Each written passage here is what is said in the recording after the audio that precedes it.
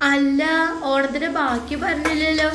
അങ്ങനെ ഓണത്തിന് പൂക്കളൊക്കെ ഇട്ടു, പായസം വെച്ചു. അത് കഴിഞ്ഞിട്ട് ഞാൻ ചെറിയൊരു സദ്യ ഉണ്ടാക്കി. ഏട്ടനത് വിളമ്പി, ഞാനത് വീഡിയോ എടുത്തു. അത് കഴിഞ്ഞിട്ട് ഞങ്ങൾ രണ്ടാളും കൂടിയിട്ട് ഒരുമിച്ച് കഴിക്കാമെന്നുള്ള തീരുമാനമായി.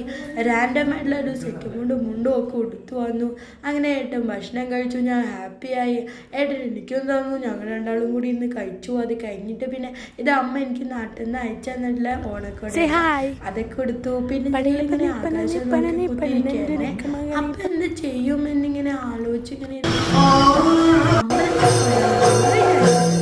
നിങ്ങൾ കണ്ടു.